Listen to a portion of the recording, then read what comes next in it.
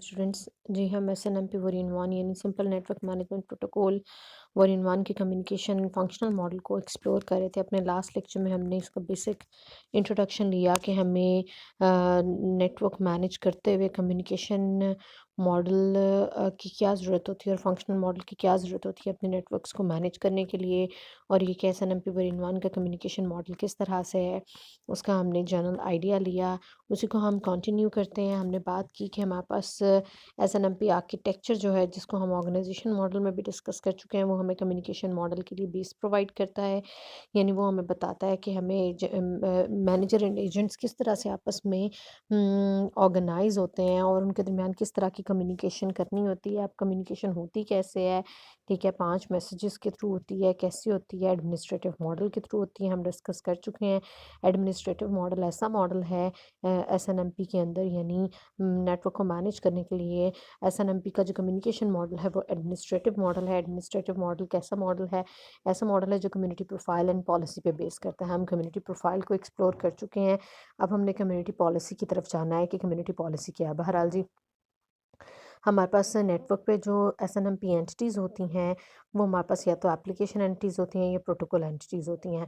हम application entities में manager and agent किस तरह से एडमिनिस्ट्रेटिव मॉडल को फॉलो करते हैं, यानी कैसे community profile and community policy को फॉलो करते हुए कम्युनिकेशन करते हैं, और किन प्रोटोकॉल एंटिटीज़ को, किन PDU हैंडलर्स को यूज़ करते हुए एजेंट्स एंड मैनेजर्स किस तरह के मैसेजेस बना के एक दूसरे के साथ कम्युनिकेशन करते हैं, हम इसको एक्सप्लोर करने वाले हैं। हम बात कर चुके हैं आपके पास SNMP नेटवर्क्स को मैनेज करने के लिए कम्युनिटी बनाता है। कम्युनिटी के अंदर आपके पास मैनेजर्स एंड एजेंट्स बाउंड होते हैं। वो एजेंट्स एंड मैनेजर्स जो सेम एप्लीकेशंस यूज़ कर सकते हैं या यूज़ करते हैं, उनको एक कम्युनिटी का पार्ट बना दिया जाता है, या वाइस वर्सा हम ये कहें कि वो मैनेजर एंड एजेंट जिनको एक कम्युनिटी का पार्ट बनाया जाता है, वो सेम एप्लीकेशंस यूज़ कर रहे होते हैं।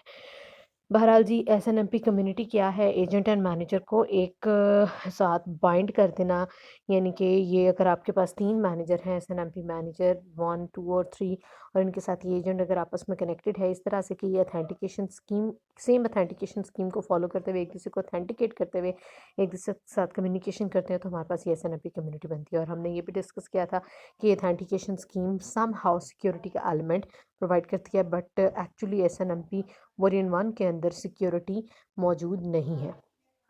सिंपल नेटवर्क मैनेजमेंट प्रोटोकॉल में नेटवर्क्स को मैनेज करने के लिए हमारा जो कम्युनिकेशन मॉडल है वो कम्युनिटी को फॉलो करता है। कम्युनिटी के अंदर एजेंट्स एंड मैनेजर्स को इस तरह से आपस में बाइंड किया जाता है कि वो एक ऑथेंटिकेशन स्कीम को, यानी कुछ पासवर्ड्स एंड नेम्स एंड कुछ स्पेसिफिक जो आपके पास वैल्यूज़ हैं, क्रेडेंशियल्स हैं, उसकी बेस पे एक दूसरे को ऑथेंटिकेट करते हुए एक दूसरे के साथ कम्युनिकेशन करते हैं। जो same manager and agent authentication scheme, same scheme को फॉलो करेंगे और उन्हें परमिशन मिलेगी एंट्री की, वही कम्युनिकेशन में वही एक दूसरे के साथ कम्युनिकेट कर पाएंगे सेम एप्लीकेशंस को यूज़ करते हुए। बहरहाल, कम्युनिटी प्रोफाइल क्या कहलाता है? कम्युनिटी प्रोफाइल के अंदर 2 चीज़ें आती हैं आपके पास। वो ये आती हैं कि आपके पास किसी भी SNMP एजेंट को मैनेज्ड ऑब्जेक्ट्स, जिन ऑब्जेक्ट्स को मैनेज करना है हमने, नेटवर्क्स के ऊपर कोई स्विच है, कोई राउटर है, कोई हब है, उनको मैनेज करने के लिए किसी भी एजेंट को कितनी एक्सेस है। तो टोटल हम कहते हैं हमारे पास जो MIB व्यू ऑब्जेक्ट्स का और उनके ऊपर एजेंट की जो एक्सेस है, वो मिलके हमारे पास कम्युनिटी प्रोफाइल बनाते हैं।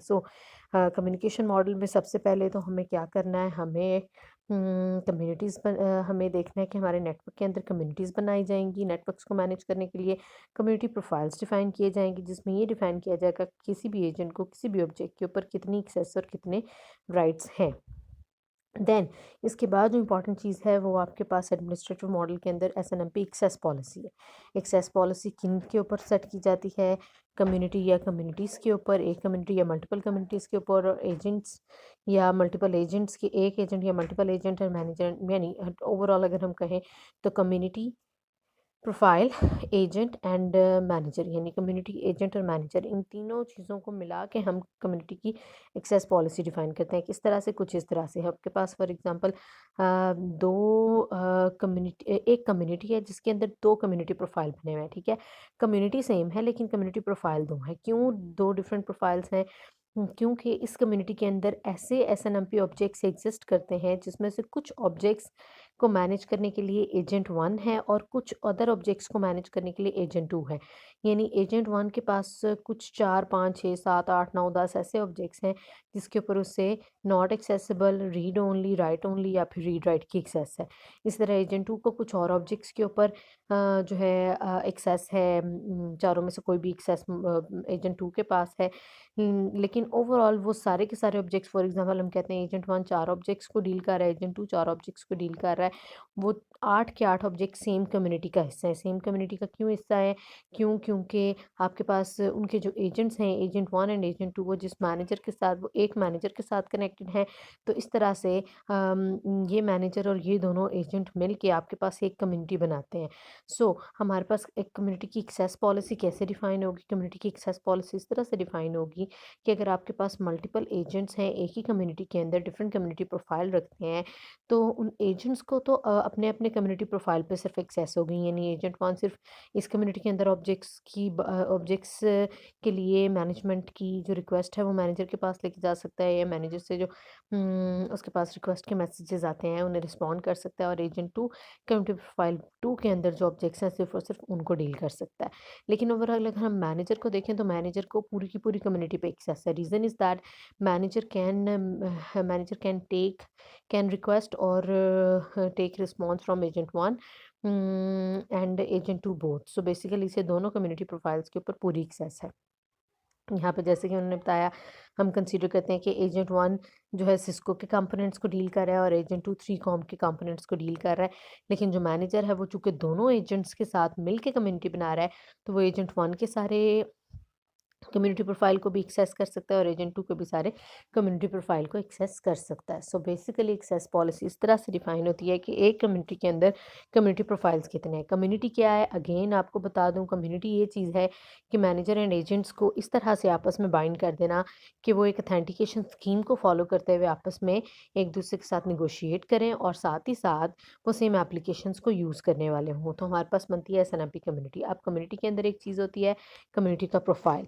ठीक है, हमारे पास एसएनएमपी मैनेजमेंट करते हुए हमें कम्युनिटी प्रोफाइल डिफाइन करना होता है, जिसमें हमें एजेंट को कोई भी एक एजेंट किन ऑब्जेक्ट्स के लिए मैनेजमेंट का काम कर सकता है और किस तरह की एक्सेस रखता है उन ऑब्जेक्ट्स के ऊपर, हम कम्युनिटी प्रोफाइल के अंदर वो डिफाइन करते हैं। फिर कम्युनिटी एक्सेस पॉलिसी क्या आती है? कम्युनिटी की एक्सेस पॉलिसी ये होती है कि आपके पास किसी भी मैनेजर को किसी भी कम्युनिटी के अंदर किसी भी कम्युनिटी में कितनी एक्सेस है, एजेंट्स को कितनी एक्सेस है, वो चीज़ें मिलके आपके पास सक्सेस पॉलिसी बनाती हैं। अगर हम जनरलाइज्ड एडमिनिस्ट्रेटिव मॉडल देखें तो जी ये हमारे पास फाइनल जनरलाइज्ड एडमिनिस्ट्रेटिव मॉडल है, जो कि हमारे पास कम्युनिकेशन मॉडल है।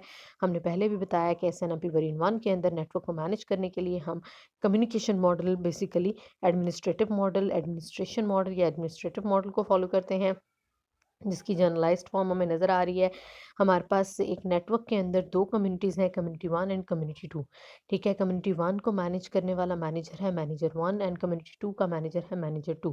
ठीक है, ये कम्युनिटी किस तरह से बनी है? एजेंट 1, एजेंट 2 एंड मैनेजर 1 को जब हमने इकट्ठा किया, इस तरह से कि वो सेम ऑथेंटिकेशन स्कीम को फॉलो करते हुए एक के साथ नेगोशिएट करते हैं, ठीक है, और सेम एप्लीकेशंस को यूज़ करने वाले होंगे, तो हमारे पास क्या बनी? एक कम्युनिटी 1 बनी, जिसके अंदर 3 मेंबर्स हैं, मैनेजर 1, एजेंट 1 एंड एजेंट 2। फिर एक कम्युनिटी 2 बनी, इस तरह से बनी कि हमने मैनेजर 2 एंड एजेंट 3 एंड 4 को आपस में इस तरह से बाइंड किया कि वो सेम ऑथेंटिकेशन स्कीम को फॉलो करते हुए सेम एप्लीकेशंस को यूज़ करते हैं। ठीक है, 2 कम्युनिटीज़ बन गई। अब उन कम्युनिटीज़ के अंदर भी 2-2 कम्युनिटी प्रोफाइल हैं। एजेंट 1 को एक्सेस है कम्युनिटी प्रोफाइल 1 पे, एजेंट 2 को कम्युनिटी प्रोफाइल 2 पे, इस तरह 3 को प्रोफाइल 3 एंड 4 को प्रोफाइल 4 पे एक्सेस है। ठीक है, अब इन सारे के सारे अगर हम इनकी एक्सेस देखें, एजेंट 1 को सिर्फ कम्युनिटी प्रोफाइल 1 पे एक्सेस, एजेंट 2, 3 एंड 4 हर एक को सिर्फ और सिर्फ अपने प्रोफाइल पे एक्सेस। अगर हम मैनेजर्स की बात करें तो मैनेजर 1 को पूरी कम्युनिटी 1 पे यानी कम्युनिटी प्रोफाइल 1 एंड 2 दोनों पे एक्सेस। अगर हम मैनेजर 2 की बात करें तो उसे पूरी कम्युनिटी 2 यानी कम्युनिटी प्रोफाइल 3 एंड 4 पे एक्सेस। और एक थर्ड मैनेजर भी हमारे पास एग्जिस्ट कर रहा है जिसे 2 कम्युनिटीज़ पे एक्सेस है, यानी जिसकी एडमिनिस्ट्रेशन जिसकी कम्युनिकेशन इस तरह से है कि वो चारों के चारों एजेंट्स के साथ बाउंड है, यानी एक हमारे पास ऐसा मैनेजर भी एग्जिस्ट कर रहा है जो कि एजेंट 1 2 3 एंड 4 तीन चारों के साथ ही अथेंटिकेशन स्कीम रखता है और सेम एप्लीकेशंस उनके साथ शेयर करता है, यूज़ करता है। तो उस मैनेजर को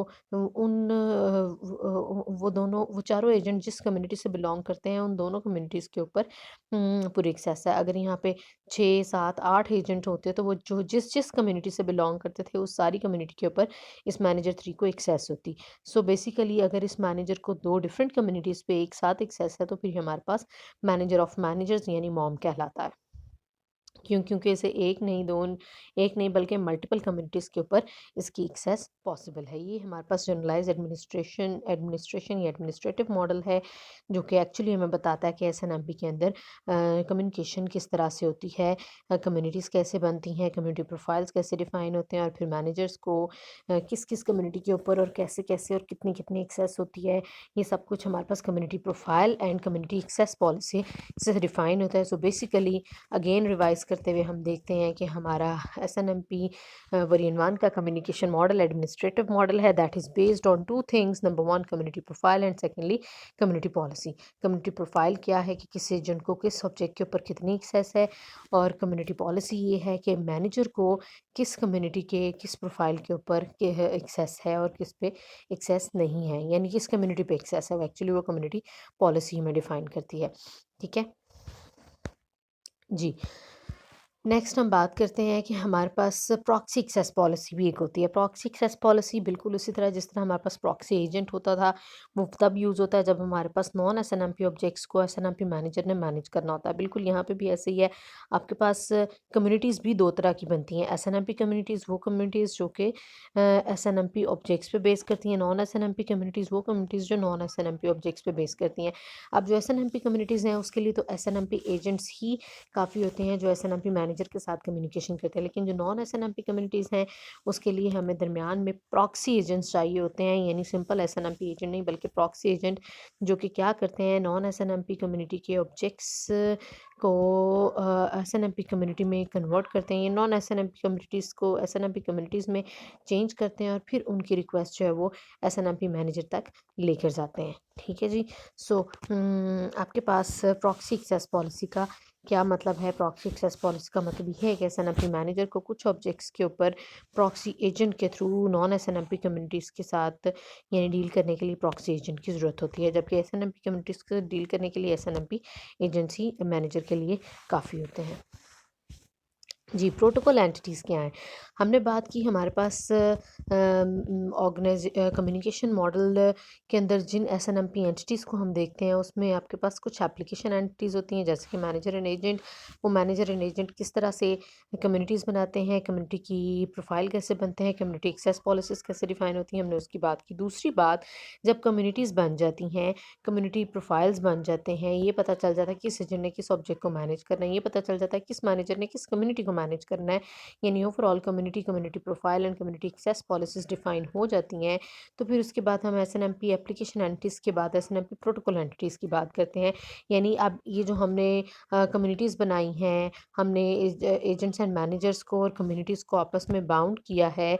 अब इनके अंदर एक्चुअली हमने कम्युनिकेशन करनी कैसे है, यानी कम्युनिकेशन के लिए कौन सी प्रोटोकॉल एंटिटीज़ यूज़ होंगी, या in other words, in simple words, किस तरह के मैसेजेस जो हैं हमने कम्युनिकेट करने हैं, आपस में कम्युनिकेशन करवाने के लिए, इन कम्युनिटीज़ को आपस में बात करवाने के लिए हमने किस किस तरह के मैसेज बनाने हैं और किस किस तरह के मैसेज यूज़ करने हैं, अब हम ये देखने वाले हैं।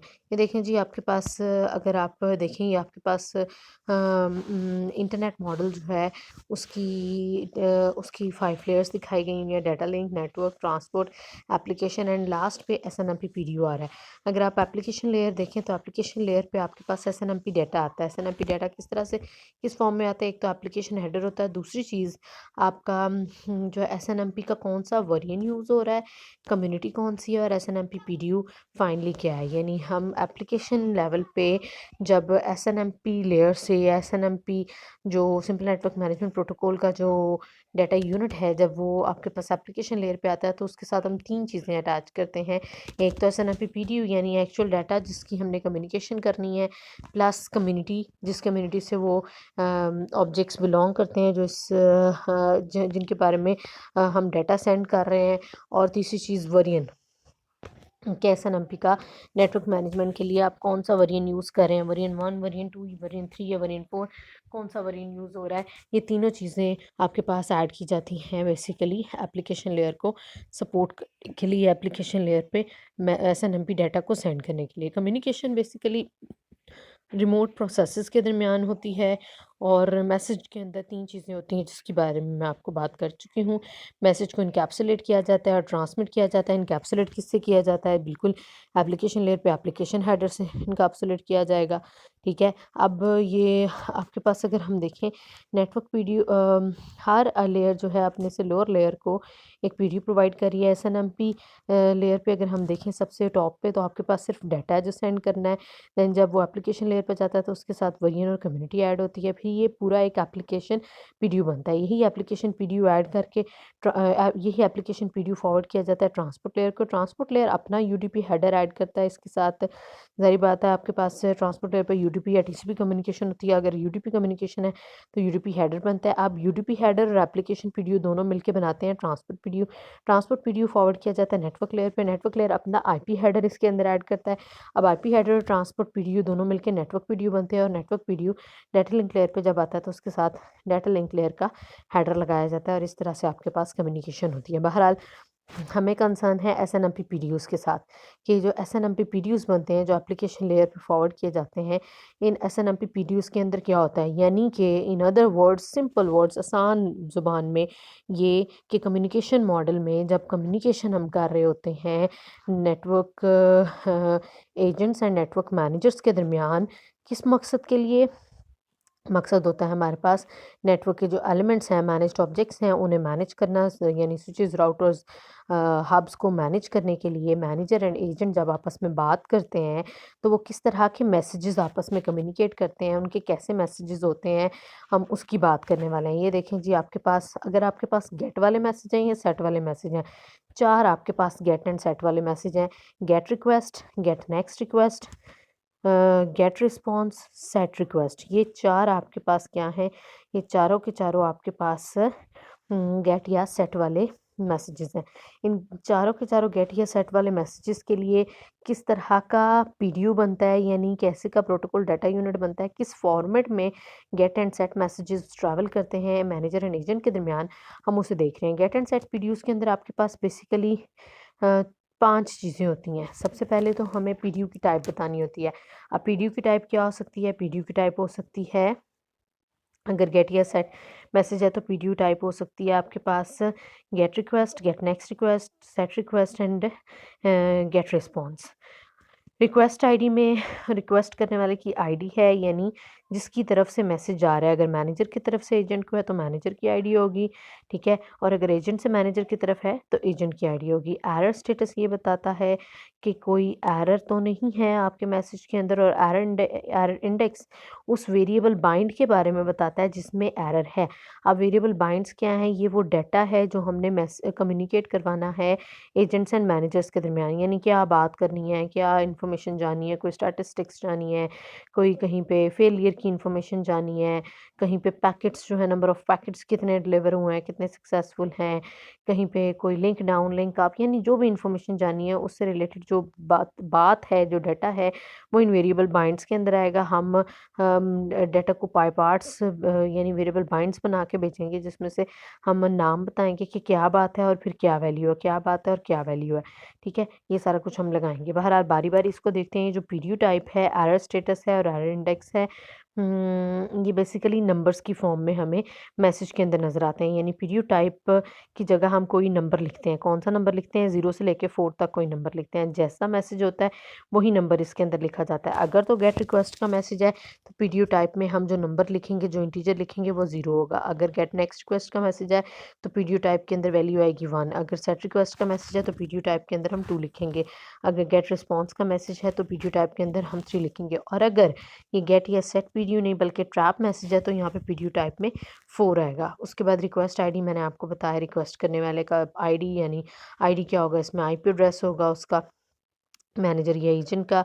देन एरर स्टेटस को रिप्रेजेंट करने के लिए भी हम अगेन एन्यूमरेटेड इंटीजर यूज़ करते हैं। एन्यूमरेटेड इंटीजर क्या है, मैं आपको पहले ही इन्फॉर्मेशन मॉडल के अंदर बता चुकी हूँ। हम सिंपल इंटीजर को इस तरह से मॉडिफाई करते हैं कि एक integer data type multiple values contain करती है और मल्टीपल मीनिंग्स रखती है। जैसे कि यहाँ पे टाइप आपके पास डाटा टाइप बेसिकली इंटीजर ही है, लेकिन इंटीजर आपके पास 5 इंटीजर्स आ सकते हैं इसके अंदर और हर इंटीजर का अलग-अलग मीनिंग है। ठीक है, सिमिलरली पीडीयू टाइप की तरह एरर स्टेटस को रिप्रेजेंट करने के लिए भी हम इन्यूमरेटेड इंटीजर यूज़ करते हैं। जैसा कि एरर स्टेटस के लिए जो इंटीजर यूज़ होता है उसकी हमारे पास 6 इन्यूमरेशंस हैं। अगर तो एरर नहीं है तो 0 वैल्यू जाएगी एरर स्टेटस में, अगर टू बिग एरर तो वैल्यू 1 लिखेंगे। अगर नो सच नेम यानी अगर कोई नेम की रिक्वेस्ट आई है और वो नेम एग्जिस्ट नहीं करता तो आपके पास एरर स्टेटस में हम वैल्यू 2 लिखेंगे। बैड वैल्यू अगर ये हम 3 लिखेंगे। अगर रीड ओनली की रिक्वेस्ट है तो हम 4 लिखेंगे और अगर जनरेट एरर की रिक्वेस्ट है तो हम क्या लिखेंगे, 5 लिखेंगे, यानी एरर अगर जनरेट एरर वाला है। तो यहाँ पे यानी एरर स्टेटस में आपके पास 0 से लेके 5 तक कोई वैल्यू आ सकती है और पीडीयू टाइप में आपके पास 0 से लेके 4 तक वैल्यू आ सकती है। जिस तरह का पीडीयू होगा वैसी पीडीयू टाइप में वैल्यू आ जाएगी और जिस तरह का एरर होगा उस तरह की वैल्यू एरर स्टेटस के अंदर आ जाएगी। और एरर इंडेक्स क्या है, एरर इंडेक्स उस वेरिएबल बाइंड का नंबर बताता है। इंडेक्स है ना, इंडेक्स नंबर यानी फहरिस्त आप कह लें, वो कंटेंट वो नंबर बताता है वेरिएबल बाइंड का जहाँ पे पहला एरर अकर हुआ है, यानी जहाँ से एरर अकर होना शुरू हुआ है। फॉर एग्जांपल हम कहते हैं variable bind 1, variable bind 2, variable bind 3, 4, 5, 6, 8, 8 तक तो आपके पास सही गए हैं, 7, 8 तक सही गए हैं। उसके बाद आपके पास 3 वेरिएबल बाइंड्स यानी 10, 11 और 9, 10, 11, 12, 4 जो वेरिएबल बाइंड्स हैं उनके अंदर उनमें से जो है ना 9 वाले पे एरर आना शुरू हुआ है। तो एरर इंडेक्स हमें ये बताएगा कि कहाँ से एरर आना शुरू हुआ है ताकि मैनेजर उस स्पेसिफिकली उस डाटा यूनिट पे जाए, उस वेरिएबल बाइंड पे जाए और इसे मैनेज कर सके। सो ये हमारे पास गेट या सेट का मैसेज है। तो वो किस तरह से आपके पास प्रोटोकॉल डाटा यूनिट बनेगा, यानी जो आपके पास फील्ड्स होंगी आपके पास जो मैसेज के अंदर वो किस तरह की होंगी। अगर आप रिकॉल करें इसे तो जब हमने कंप्यूटर नेटवर्क्स में डिफरेंट प्रोटोकॉल्स देखे थे जो कम्युनिकेशन के लिए यूज़ होते हैं, जैसे ईथरनेट प्रोटोकॉल है, टोकन रिंग प्रोटोकॉल है एंड एक्सेट्रा। तो हर प्रोटोकॉल में हम इस तरह से आपके पास देखते थे कि आपके पास डाटा जो बनता है, डाटा मैसेज जो बनता है उसके अंदर कौन कौन सी फील्ड्स होती हैं। बिल्कुल उसी तरह जब हमने मैनेजमेंट करनी है उसके लिए भी जो मैसेजेस कम्युनिकेट होने हैं मैनेजर एंड एजेंट के दरमियान, उन मैसेजेस के अंदर कोई स्पेसिफिक फील्ड्स होंगी और वो फील्ड्स कौन कौन सी होंगी। अगर तो गेट एंड सेट वाले मैसेजेस हैं तो उनकी जो है फील्ड्स मैंने आपको बताई, PDU type, request ID, error status, error index and fifth पे वेरिएबल बाइंड्स। वो 1 से लेके एन तक जितना भी डाटा है उतने वेरिएबल बाइंड्स के नेम और वैल्यूज़ के लिए यहाँ पे फील्ड्स बन जाएंगी। लेकिन अगर आपके पास मैसेज जो है वो ट्रैप मैसेज है, ट्रैप मैसेज होगा तो फिर आपके पास कुछ थोड़ा-सा डिफरेंट आएगा, डिफरेंस आएगा। डिफरेंस क्या आएगा जी? डिफरेंस आएगा आपके पास फ़ील्ड्स में क्या डिफरेंस आएगा? आपकी जो डाटा फ़ील्ड्स हैं, मैसेज की जो फ़ील्ड्स हैं जो आप सेंड कर रहे हैं, उन फ़ील्ड्स के अंदर क्या चेंजेज़ आएँगे, उन चेंजेज़ को हम देखते हैं।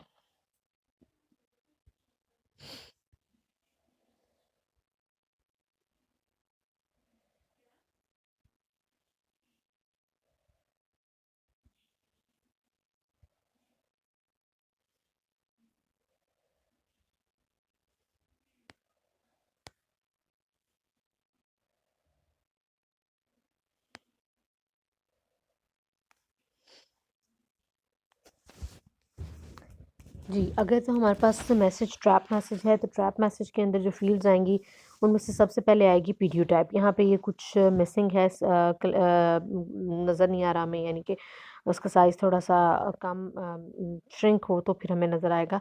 बहरहाल इसे आप बुक से देख सकते हैं। फिर भी मैं आपको बता देती हूँ कि इसके अंदर क्या चीज़ें होती हैं।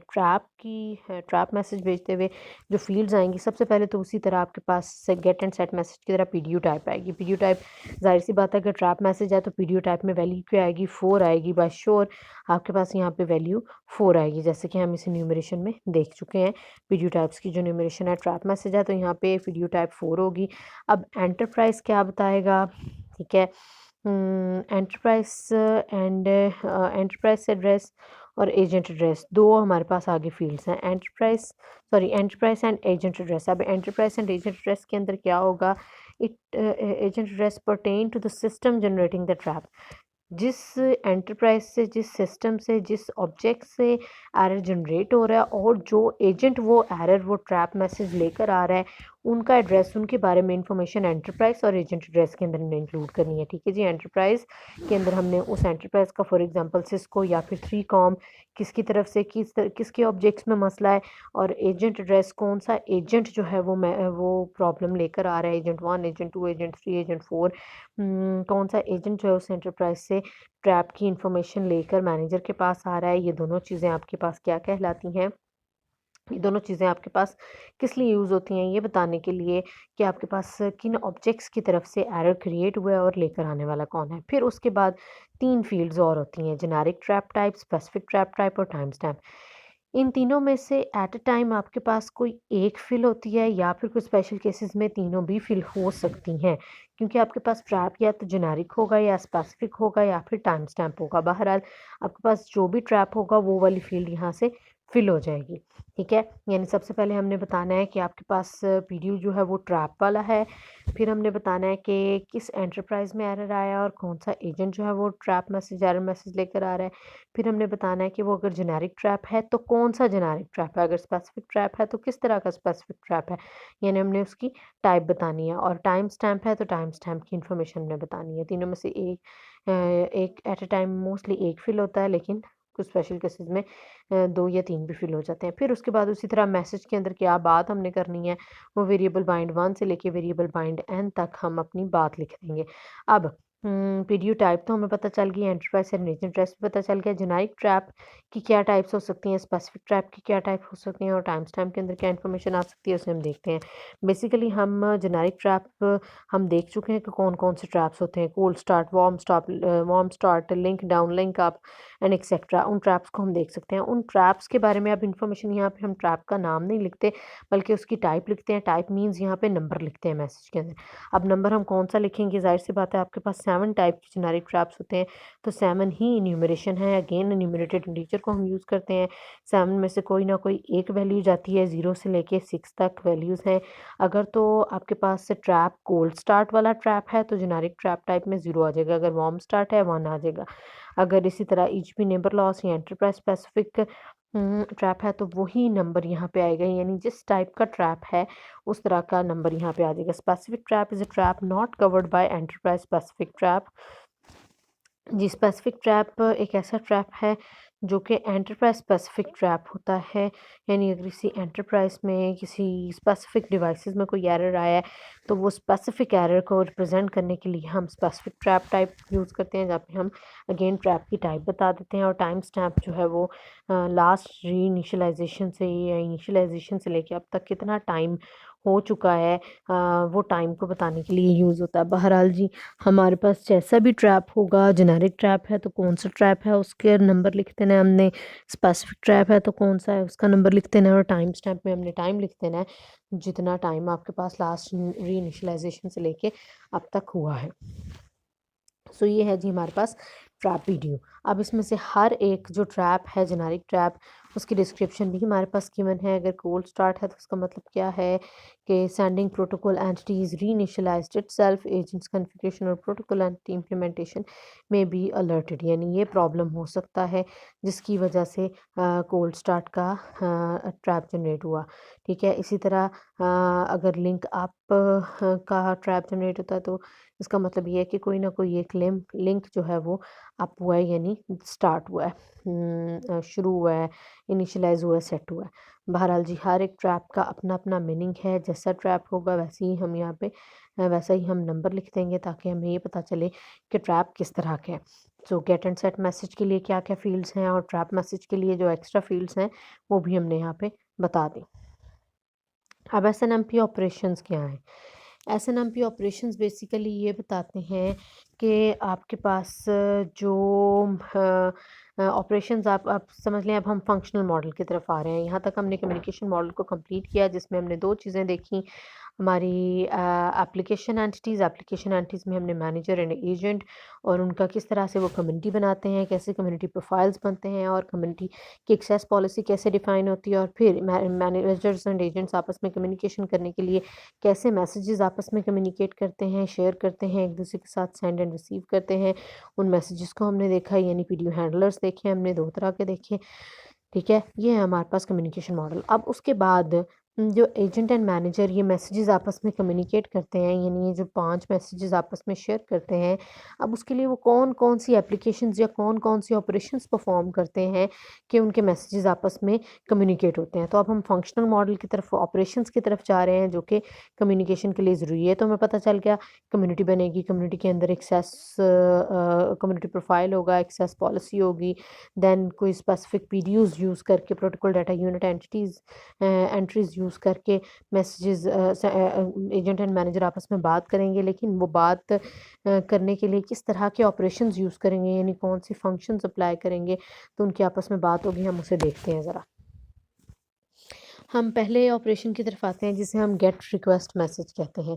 ठीक है, हमारे पास जो मैसेज होता है, जो कम्युनिकेट हो रहा होता है, उसमें से एक मैसेज है आपके पास, पहला मैसेज है गेट रिक्वेस्ट का मैसेज। ठीक है, गेट रिक्वेस्ट के मैसेज के अंदर क्या क्या ऑपरेशंस हैं, अगर आप इन ऑपरेशंस को देखें तो इन ऑपरेशंस के अंदर आपके पास अगर ये आप देख सकते हैं यहाँ से, तो इन ऑपरेशंस के अंदर आपके पास गेट रिक्वेस्ट के मैसेज के अंदर मैनेजर एंड एजेंट आपस में क्या क्या मैसेजेस कम्युनिकेट करते हैं, कौन कौन से ऑपरेशंस परफॉर्म करते हैं। मैनेजर प्रोसेस एक गेट रिक्वेस्ट का मैसेज मैसेज भेजता है, और किस तरह से भेजता है, वो सिस्टम डिस्क्रिप्शन के साथ कि उसे किस सिस्टम से जो है वो चाहिए है, कोई इन्फॉर्मेशन चाहिए है। एजेंट प्रोसेस को भेजता है, एजेंट प्रोसेस उसको रिस्पॉन्स में क्या भेजता है, एजेंट प्रोसेस उसको रिस्पॉन्स में जिस सिस्टम की उसने डिस्क्रिप्शन मांगी है उसका नाम प्रोवाइड कर देता है। ठीक है, मैनेजर ने एजेंट को क्या कहा, मैनेजर ने एजेंट को रिक्वेस्ट की और उससे मांगा आपके पास कोई भी एक सिस्टम जिसका आईडी है 0, उसका नेम मांगा। एजेंट ने रिस्पॉन्स में वो नेम उसे रिटर्न कर दिया।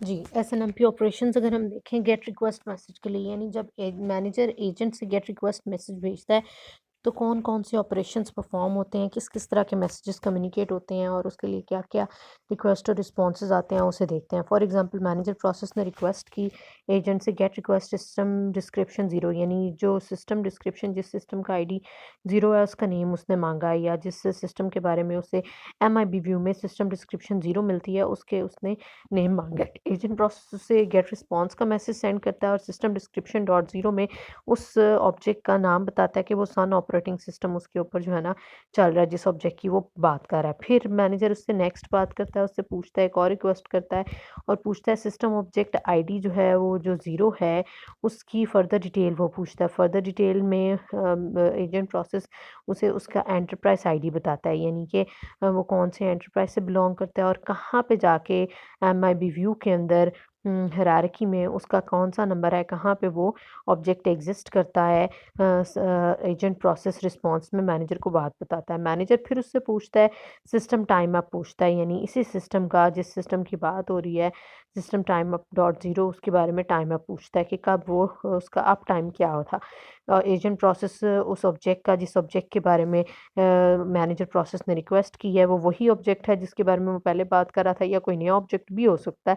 बहरहाल मैनेजर ने जिस भी ऑब्जेक्ट का अप टाइम पूछा है, एजेंट प्रोसेस से वो अप टाइम बता देता है। अच्छा, अब ये क्यों अप टाइम पूछता होगा, ये क्यों आईडी वगैरह पूछता होगा? देखें, फॉर एग्जांपल कहीं पे आपके पास सिस्टम का एक टाइम डिफाइन है, किसी एक ऑब्जेक्ट का, फॉर एग्जांपल एक स्विच के ऊपर टाइम डिफाइन है कि वो 4 घंटे तक काम करेगा, उसके बाद वहाँ पे वो स्टॉप हो जाएगा, काम नहीं करेगा। लेकिन अगर वो 4 से 5 घंटे तक काम कर रहा है तो इसका मतलब है वहाँ पे कोई ऑथेंटिकेशन का प्रॉब्लम है, यानी उसे यूजुअली तो 4 घंटे काम करना चाहिए था, लेकिन अगर वो 5वें घंटे काम कर रहा है तो हो सकता है कि वहाँ पे असल बंदा, यानी असल जो एक्चुअल पर्सन है जिसे वो स्विच के ऊपर एक्सेस है, उसकी बजाय कोई थर्ड पर्सन आके जो नेटवर्क का हिस्सा नहीं है वो आके उसे मिसयूज़ करने की कोशिश कर रहा है। इसलिए मैनेजर एजेंट से पूछता है कि उसका अप टाइम क्या था, यानी कब वो शुरू हुआ था। तो उससे लेके वो काउंट करके देख सकता है कि up time according to rules यानी 4 घंटे ही है अभी तक के टाइम से, 4 घंटे से ज़्यादा तो नहीं हुआ। अगर होता तो फिर वहाँ पे वो कोई ना कोई मैनेजर एक्शन लेता है। बहरहाल एजेंट ने जो बात मैनेजर ने जो बात एजेंट से पूछनी है, एजेंट ने वही उसे जवाब दे देना है। ठीक है, एजेंट कहाँ से जवाब लाएगा? ज़ाहिर बात है एजेंट जाएगा उन ऑब्जेक्ट्स के पास जिन ऑब्जेक्ट्स की इंफॉर्मेशन मांगी है मैनेजर ने, और उन ऑब्जेक्ट से इंफॉर्मेशन लेके आएगा। फिर गेट रिक्वेस्ट का मैसेज सिस्टम कॉन्टैक्ट पूछा है। फॉर एग्जांपल आपके मैनेजर ने तो जो एजेंट है उसे रिस्पांस में सिस्टम का कॉन्टैक्ट जो अगर कोई वैल्यू है तो प्रोवाइड करेगा, नहीं है तो एम्प्टी स्ट्रिंग्स भेज देगा। ठीक है, फिर मैनेजर ने पूछा उसे सिस्टम का नेम, वो उसे सिस्टम का नेम बता देगा, जिस भी सिस्टम का नेम उसने मांगा है। फिर आपके पास मैनेजर ने रिक्वेस्ट की है, सिस्टम की लोकेशन पूछी है, वो लोकेशन बता देगा। सिस्टम की सर्विसेज पूछी हैं, वो सर्विसेज बता देगा कि कौन सी सर्विस रन हो रही है, कौन सी एक्टिव है, कौन सी एक्टिव नहीं है। सो ये आपके पास एसएनएमपी ऑपरेशंस हैं जो एजेंट एंड मैनेजर आपस में बात करने के लिए जो डिफरेंट तरह के मैसेजेस यूज़ करते हैं और उसमें क्या क्या इन्फॉर्मेशन सेंड करते हैं और क्या क्या रिस्पॉन्स आता है, वो सारा हमें एक व्यू दिखाया हुआ है।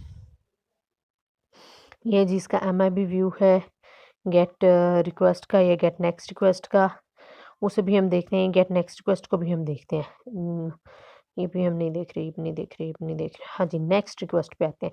अब 2 तरह के मैसेज आते हैं, गेट रिक्वेस्ट मैसेज है या फिर गेट नेक्स्ट रिक्वेस्ट मैसेज है। इन दोनों में क्या डिफरेंस था अभी तक हमें क्लियर नहीं हुआ, लेकिन हमें इतना पता है कि गेट रिक्वेस्ट मैसेज से मैनेजर एजेंट से रिक्वेस्ट करता है और एजेंट रिस्पॉन्स करता है। नेक्स्ट रिक्वेस्ट क्या होता है? नेक्स्ट रिक्वेस्ट बेसिकली वो मैसेज होता है कि अगर आपने एक मैसेज एक ऑब्जेक्ट के ऊपर मैनेजर ने एजेंट से रिक्वेस्ट की है, तो उसी ऑब्जेक्ट से नेक्स्ट से नेक्स्ट से नेक्स्ट से नेक्स्ट अगर वो रिक्वेस्ट करता जाता है उसी ऑब्जेक्ट पे, तो फिर वो गेट रिक्वेस्ट के मल्टीपल मैसेजेस यूज़ नहीं करता जैसे कि हमने यहाँ पे देखा, बल्कि वो गेट रिक्वेस्ट मैसेज की बजाय गेट नेक्स्ट रिक्वेस्ट मैसेजेस को यूज़ करता है। गेट नेक्स्ट रिक्वेस्ट जो मैसेजेस या ऑपरेशंस हैं वो किस तरह से होते हैं? कुछ इस तरह से होते हैं। फॉर एग्जांपल मैनेजर ने गेट रिक्वेस्ट की किसी भी एक ऑब्जेक्ट ए के ऊपर एजेंट प्रोसेस से, एजेंट प्रोसेस ने उसे रिस्पॉन्स किया ए का, फिर मैनेजर ने नेक्स्ट रिक्वेस्ट भी ए पे की।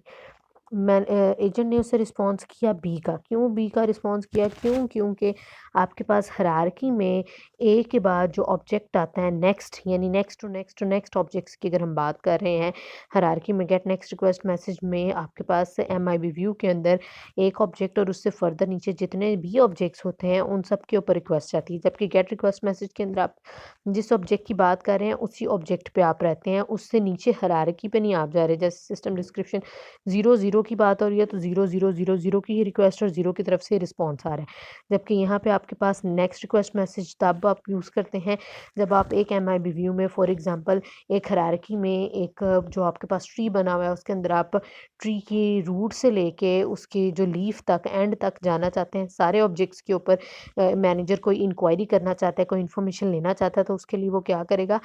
गेट रिक्वेस्ट की बजाय गेट नेक्स्ट रिक्वेस्ट के मैसेज को यूज़ करेगा। और गेट नेक्स्ट रिक्वेस्ट के मैसेज ऑपरेशंस कुछ इस तरह से होंगे, मैनेजर ने एजेंट से पहले ए की बात पूछी, ए की तरफ से उसे रिस्पॉन्स मिला, फिर उसने नेक्स्ट रिक्वेस्ट भी ए पे की। अब रिस्पॉन्स ए से नहीं बल्कि बी की तरफ से एजेंट भेजेगा।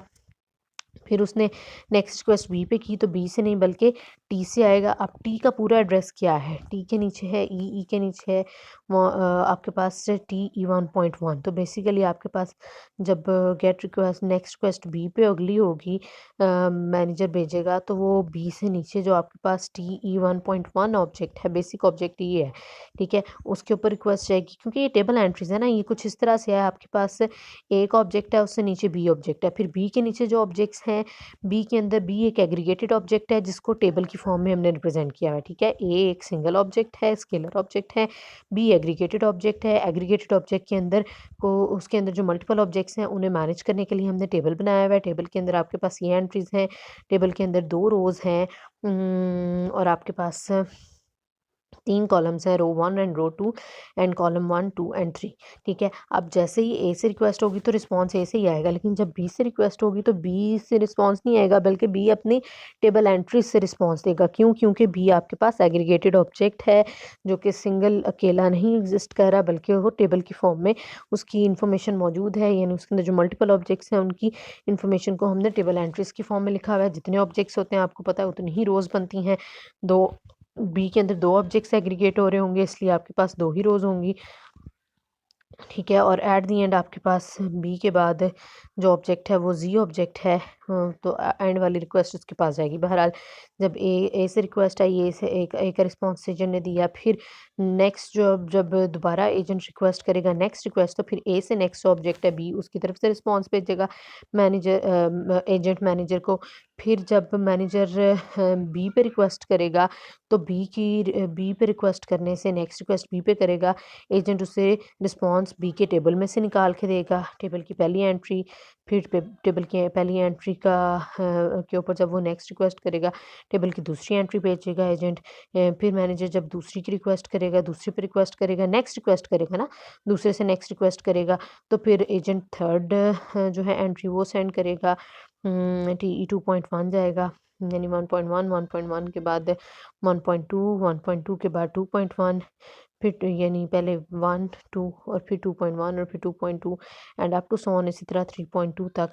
जैसे ही एजेंट नेक्स्ट से नेक्स्ट रिक्वेस्ट करता जाएगा, पहले एजेंट ने सिर्फ गेट रिक्वेस्ट की थी तो उसे रिस्पॉन्स ही आया, लेकिन जब सॉरी मैनेजर ने पहले गेट रिक्वेस्ट की थी ए को, तो उसे रिस्पॉन्स भी एजेंट ने ए की तरफ से दिया। लेकिन जब मैनेजर ने गेट नेक्स्ट रिक्वेस्ट की ए पे, तो फिर अब एजेंट जो है मैनेजर को ए की तरफ से रिस्पॉन्स नहीं करेगा, बल्कि ए से जो नेक्स्ट ऑब्जेक्ट है उसकी तरफ से रिस्पॉन्स करेगा, यानी बी की तरफ से रिस्पॉन्स करेगा।